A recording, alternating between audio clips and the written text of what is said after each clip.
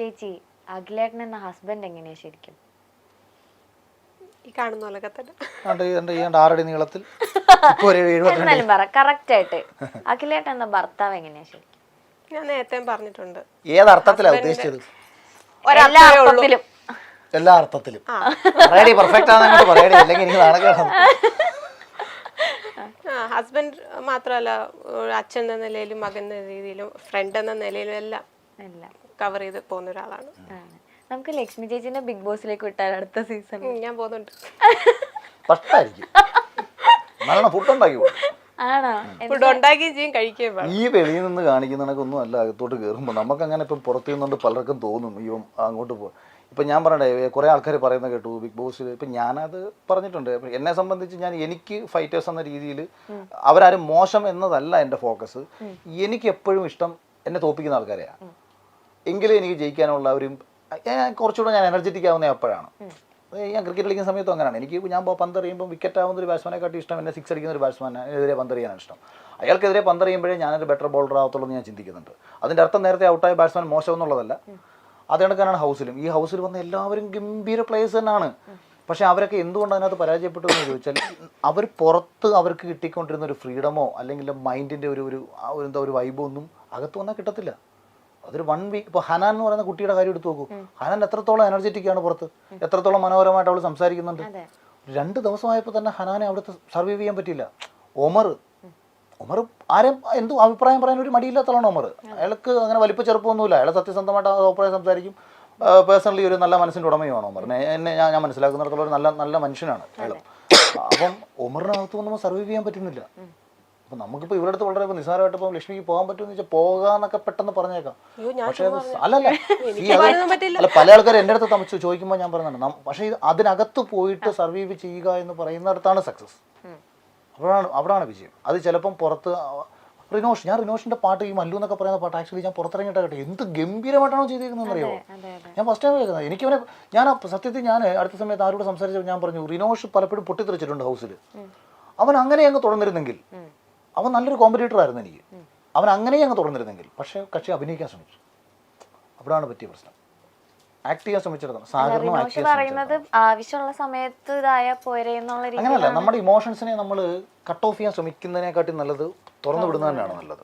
അവിടെ നമ്മൾക്ക് നമ്മളിലൂടെ കണ്ടന്റുകൾ അപ്പോഴാണ് റിയലായിട്ട് സംഭവിക്കുന്നത്. മറ്റേതെന്ന് വെച്ചാൽ പ്ലാനിങ് ആണ്. ഞാൻ പറഞ്ഞത് ഞാൻ റിനോഷിനോട് എനിക്ക് ഭയങ്കര റെസ്പെക്ട് തോന്നിയിട്ടുണ്ട്. അയാൾ എത്രത്തോളം ബ്രില്യൻ്റ് ആയിട്ടുള്ള ഒരു ഡയറക്ടർ ആവാനും ആക്ടർ ആവാനും അല്ലെങ്കിൽ റാപ്പർ ആവാനും ഒക്കെ ശേഷിയുള്ള ഒരാളാണ്. പക്ഷേ എനിക്ക് ഭയങ്കര ഇഷ്ടപ്പെട്ടു എൻ്റെ റാപ്പ്. ഞാൻ അത് ഫസ്റ്റ് ടൈമാണ് കാണുന്നത്. എനിക്ക് ഭയങ്കര ഇഷ്ടം തോന്നിയൊരു കാര്യമാണ് അത്. ഓക്കെ. ഇപ്പം നിങ്ങളുടെ ലവ് സ്റ്റോറീസ് ഒക്കെ മൊത്തം എല്ലായിടത്തും പറഞ്ഞ് കേട്ട് എനിക്കും അറിയാം മൊത്തത്തിൽ. പക്ഷെ എന്നാലും പറഞ്ഞില്ല, ഏതോ ഒരു സ്പീച്ച് അമ്മ കേട്ട സമയത്താണ് അമ്മയ്ക്ക് ആ ഒരു ഇഷ്ടം തോന്നിയെന്ന്. അന്ന് എന്ത് സ്പീച്ചായിരുന്നു ചേട്ടാ പറഞ്ഞത്? എന്തെങ്കിലും കള്ളത്തരം പറഞ്ഞായിരിക്കും. അല്ല, അത്രയ്ക്ക് അങ്ങടെ ചേച്ചിയുടെ അമ്മ അങ്ങടെ ഇംപ്രസ് ആവാൻ ചേട്ടൻ എന്തായിരുന്നു ആ സ്പീച്ചിൽ പറഞ്ഞത്? അല്ലല്ല, സ്പീച്ചല്ല, ഒരു പ്രസംഗം. എന്താ പറയാ, സ്പീച്ചല്ല. ഞാൻ പാർട്ടിയിൽ അത്യാവശ്യം യൂത്ത് കോൺഗ്രസിലൊക്കെ ഉള്ള സമയത്ത് ഭയങ്കര ആക്റ്റീവായിട്ട് നിൽക്കുന്ന സമയത്ത് അതൊന്നും അല്ല. ഇവർക്കിടെ വീടിൻ്റെ പണി മുടങ്ങി കിടക്കുമായിരുന്നു. ഒരു കോൺട്രാക്ടർ വരെ പറ്റിച്ചൊരു 2.5 വർഷമായിട്ട് ഈ പണി മുടങ്ങി കിടക്കുമായിരുന്നു. ഇവർ പല ആൾക്കാരെയും പോയി കാണുന്നുണ്ട് ഇത് റെഡിയാക്കി എടുക്കാൻ വേണ്ടിയിട്ട്. അപ്പോൾ അത്യാവശ്യം അടിയും വഴക്കും ഗുണ്ടായുസൊക്കെ ആയിട്ട് നടക്കുന്ന ഒരുത്തനെ വേണമല്ലോ. അങ്ങനെ നമ്മളെ പൊക്കിയതാവുന്നത്. അങ്ങനെ വന്നിട്ട് തന്ത്രപരമായിട്ട് സംസാരിച്ച് ഇത് എന്തോ ഈ മ്യൂജിക്കാർ ചമ്പൂൻ്റെ കണക്ക് സംഭവം അങ്ങ് നടന്നപ്പോൾ പിന്നെ ഞാൻ ഈ ഓപ്പണായിട്ടൊന്ന് സംസാരിക്കുന്നുണ്ട്. ഇവരുടെ അമ്മ അവരോടത്തിൽ മാടമ്പിയാണ്, എന്തോ വലിയ ഗെയിമിയാണെന്ന വിചാരം. ലോകത്തുള്ള പല ആൾക്കാരെയും അടിച്ച് അയ്യോ വക്കീലുവാ. അപ്പൊ ഇവരെ നിലയ്ക്ക് നിർത്താൻ വേണ്ടിയിട്ട് ദൈവം എന്നെ സൃഷ്ടിച്ചെന്നാ പിന്നീട് എനിക്ക് തോന്നി. ഒരു മനുഷ്യൻ പറഞ്ഞ ഒരു കേൾക്കത്തില്ല. എന്നാലും അമ്മ ഇങ്ങനെ ഒരാളെ സജസ്റ്റ് ചെയ്യുമ്പോഴേക്കും ചേച്ചി ഇങ്ങനെ ഇവരുടെ അമ്മയ്ക്ക് അയ്യോ അന്നേരം ഞങ്ങൾ ഭയങ്കര ഫ്രണ്ട്സ് ആയിരുന്നു. ഞാനും ഇവളുടെ അമ്മയെ ഭയങ്കര ഇവർക്ക് എൻ്റെ അടുത്ത് മകനെ ഞാനും ഇവള് തേർഡ് പാർട്ടി മാത്രമാണ്. അപ്പൊ ഞാൻ ഇപ്പൊ ഒരു വീട്ടിൽ വരുന്ന സമയത്തൊക്കെ എന്ന് വെച്ചാല്, കാരണം ഒരു പക്ഷേ ഇവർക്ക് ആ കുട്ടികളോട് ഭയങ്കര സ്നേഹമാണ് ഉള്ള അമ്മയ്ക്ക്. അപ്പൊ ഞാൻ അവിടെ വരുമ്പം എൻ്റെ കണക്ക് തലകറിച്ച് കിടക്കുന്ന ഒരുത്തനെ അവർക്ക് മോനെ പോലെയൊക്കെ കാണാൻ അവർക്ക് വലിയ ആഗ്രഹം ഉണ്ടായിരുന്നു. അപ്പൊ എനിക്ക് അന്ന് മുടിയൊക്കെ സ്ട്രേറ്റ് 5000 രൂപയൊക്കെ തന്നിട്ടുണ്ട്. അപ്പൊ ഇതൊക്കെ ഫുൾ സപ്പോർട്ട്. എന്റെ എല്ലാ തൊഴിലും അങ്ങ് ഫുൾ സപ്പോർട്ട്. എന്റെ വീട്ടുകാരെക്കാട്ടിയും കൂടുതൽ അല്ലല്ല, ഞാൻ കുറെ പ്രാവശ്യം മുടി സ്ട്രേറ്റ് ചെയ്തിട്ടുണ്ട്. അത് ഇപ്പം ബിഗ് ബോസിൽ വന്നത്. ഇത് കല്യാണത്തിന് മുമ്പ്, കല്യാണത്തിന് 2.5 വർഷത്തിന് മുമ്പുള്ള കാര്യം പറഞ്ഞത്. അതങ്ങനെ പോയി കുറേ നാളെ കഴിഞ്ഞപ്പോഴത്തേക്ക് ഞാൻ അവരുടെ ശത്രുവായി. കാര്യമെല്ലാം കഴിഞ്ഞു കഴിഞ്ഞല്ലോ. അപ്പം അവരുടെ അടുത്ത് ആരാണ്ടൊക്കെ പോയി പറഞ്ഞു കൊടുത്ത് അവനാകിലോ, അവൻ നിങ്ങളുടെ സ്വത്തും കണ്ടിട്ട് നിങ്ങളുടെ മോളെ അടിച്ചുകൊണ്ട് പോയിട്ട് മൊത്തം ഉണ്ടാക്കാൻ നടക്കുന്ന അമ്മാക. കാരണം ഞാൻ ഈ രാഷ്ട്രീയത്തിൽ നടക്കുമ്പോഴത്തേക്ക് ഇനി അത്യാവശ്യം ഇവരെ സംബന്ധിച്ച് ഒറ്റ മോളാണ്, ഇവർക്ക് അത്യാവശ്യം വസ്തുവും കാര്യങ്ങളൊക്കെ ഉള്ള വീട്ടുകാരാണ്.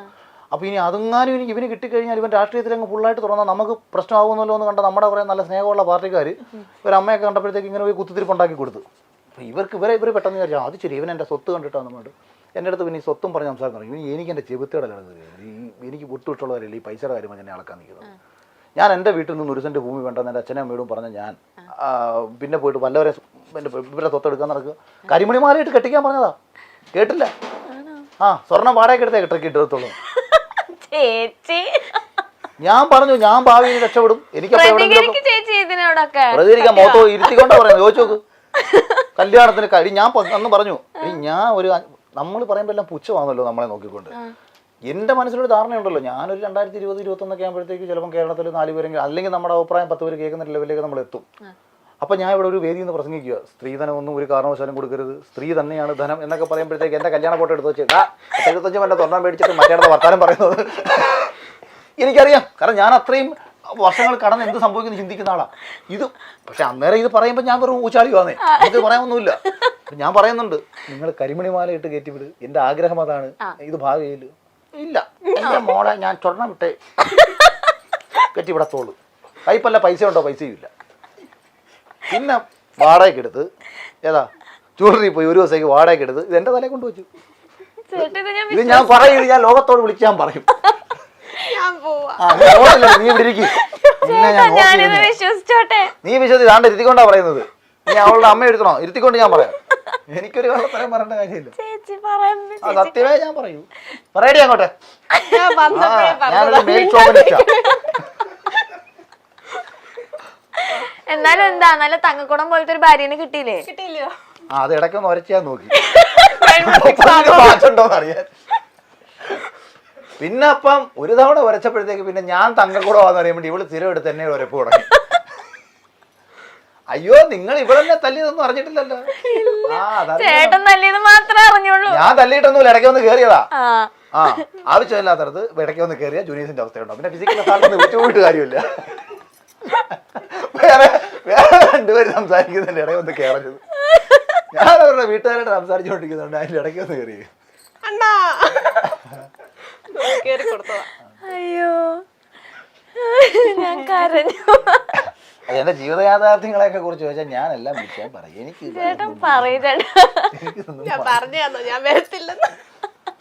ഇവിടെ ഒറ്റയ്ക്ക് ഇരുന്ന് ഇവള് എന്തൊക്കെ പറഞ്ഞിട്ടുണ്ടെന്ന് ഞാൻ ഇതുവരെ കേട്ടിട്ടില്ല കേട്ടോ. ഇവിടെ ഇന്റർവ്യൂ ഞാൻ ഫുള്ള് കേട്ടിട്ടില്ല. കേട്ടിരുന്നെങ്കിൽ അതിന് മറുപടി ഇപ്പൊ കൃത്യമായിട്ട് പറയാറുണ്ട്, ഞാൻ കേട്ടിട്ടൊന്നുമില്ല.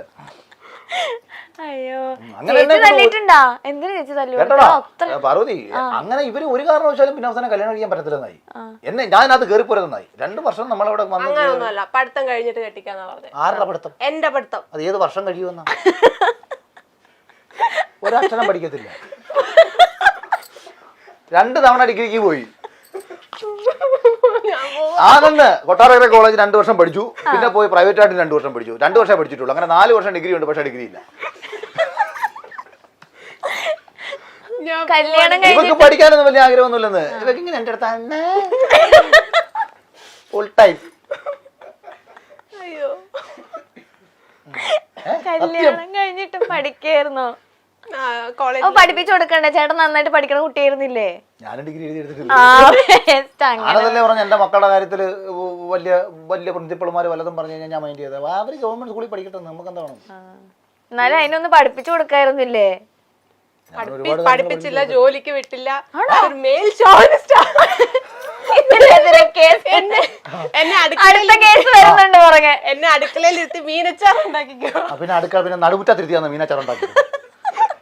അടുക്കളയിൽ ആ സ്നേഹത്തിന്റെ പുറത്താ മീനച്ചാർ കൊണ്ട് കൊടുത്തത്. ചോദിക്കാൻ അങ്ങോട്ട്. പാവം ചേച്ചി, എന്താ ചേട്ടൻ ഇങ്ങനെയൊക്കെ കാണിക്കുന്നത്? ആ പറ ചേച്ചി. ഇടി പെണ്ണുമ്പോഴാണ് നിധി മേടിക്കുന്നവൻ അല്ലടി മെയിൽ ഷോവിനിസ്റ്റ്. അർത്ഥം മാറ്റി എഴുതിയേക്കോ. അപ്പൊ ചേട്ടന് നല്ല ഇടി കൊണ്ടിട്ടുണ്ടല്ലേ? ഇവരും ഇവരുടെ 2 മക്കളും അമ്മയുടെ കിട്ടിയിട്ടുണ്ട്. അയ്യോ പിന്നെ ഞാൻ എന്നെ സംബന്ധിച്ച് ഞാൻ ഈ ദേഷ്യം വരുമ്പോൾ ഉള്ള ബഹളവേ ഉള്ളൂ, അല്ലാതെ അപ്പൊ ഇങ്ങനെ ഇടിയുള്ള എൻ്റെ സ്വഭാവം. ഞാൻ മനസ്സിൽ കൊണ്ട് നടന്ന് കൊടുക്കും. ആ ആണല്ലേ? ഇങ്ങനെ ഇങ്ങനെ ഇവിടെ നിന്ന് ഇറങ്ങുമ്പോ അടുത്തടി കാണും. ഇങ്ങനെ മനസ്സിൽ വെച്ചേക്കും. എന്നിട്ട് പറയും പണ്ട് നിങ്ങൾ അന്ന് എന്നോട് അങ്ങനെ പണ്ടത്തെ ഇപ്പോഴും കേൾക്കാറുണ്ടോ കഥ? അതുകൊണ്ടാണ് ഞാൻ ഇപ്പോൾ ഇങ്ങനെ പെരുമാറുന്നത്. ചില സമയത്തൊക്കെ ഇങ്ങനെ എനിക്കിത് ആണെങ്കിൽ ഈ വീട്ടിനകത്ത് ഇങ്ങനെ എന്തെങ്കിലും പറയുമ്പോഴത്തേക്ക് ഇയാളെ ചെറിയ ഭാഷണപ്പെടുത്തേക്ക് കാണിച്ചിരിക്കും. ഞാൻ ഞാനെന്തോ ചെയ്ത് തലേ ദിവസം എനിക്കൊന്നും ഓർമ്മ കിട്ടുന്നില്ലല്ലോ. അപ്പോഴാ 2 വർഷം മുമ്പ് എന്താണ്ട് ചെയ്തെന്ന്, പഴകഞ്ഞി കൊടുത്തപ്പോൾ അതിനകത്ത് മുളകിൻ്റെ അരിവ് കൂടിപ്പോയെന്നോ അല്ലെങ്കിൽ എൻ്റെ അമ്മ രസം ഉണ്ടാക്കി കൊടുത്തില്ലെന്നോ എന്നൊക്കെ പറഞ്ഞിട്ട്, ഇവള് ഗർഭിണിയായിട്ടിരുന്നപ്പോൾ അമ്മ രസം ഉണ്ടാക്കി കൊടുത്തില്ലെന്നോ. ഇങ്ങനെയൊക്കെയാണ് കുറെ വർഷം കഴിയുമ്പോൾ കുറ്റം പറഞ്ഞിട്ട് വരുന്നത്. സോഷ്യൽ മീഡിയയിലൂടെ വിമർശനങ്ങളിലൂടെയും നിരവധി കുറിപ്പുകളിലൂടെയും രാഷ്ട്രീയ കാര്യങ്ങളിലൂടെയും ഒക്കെ നമുക്ക് നേരത്തെ അറിയാവുന്ന ആളാണ് അഖിൽ മാരാർ. ബിഗ് ബോസിലെത്തിയതോടെ അഖിൽ മാരാരെ പറ്റിയുള്ള കൂടുതൽ കാര്യങ്ങളാണ് നമ്മൾ അറിഞ്ഞത്. അഖിൽ മാരാരുടെ ഭാര്യ രാജലക്ഷ്മി ഒരു നർത്തകിയാണ്. പലപ്പോഴും അഖിൽ മാരാർ ഒരു ഷോവനിസ്റ്റ് ആണ്, ഭാര്യയ്ക്ക് സ്വാതന്ത്ര്യം കൊടുക്കാത്ത ആളാണ് എന്നൊക്കെ പറയാറുണ്ടെങ്കിലും ഇവരുടെ ഇന്റർവ്യൂ കാണുമ്പോൾ നമുക്ക് മനസ്സിലാകും ഇവർ തമ്മിൽ എന്തോരം സ്നേഹമാണുള്ളതെന്ന്. ഇവരുടെ കല്യാണം എങ്ങനെയാണ് നടന്നത് എന്ന് അഖിൽ മാരാർ പറയുന്നുണ്ട്. സ്ത്രീധനത്തിനെതിരെ സംസാരിക്കുന്ന ആളാണ് അഖിൽ മാരാർ. എന്നാൽ രാജലക്ഷ്മിയുടെ അമ്മയ്ക്ക്, അഖിലിന്റെ ഭാര്യയുടെ അമ്മയ്ക്ക് അവളെ നിറ സ്വർണത്തോടെ കല്യാണം കഴിപ്പിക്കണമെന്നായിരുന്നു.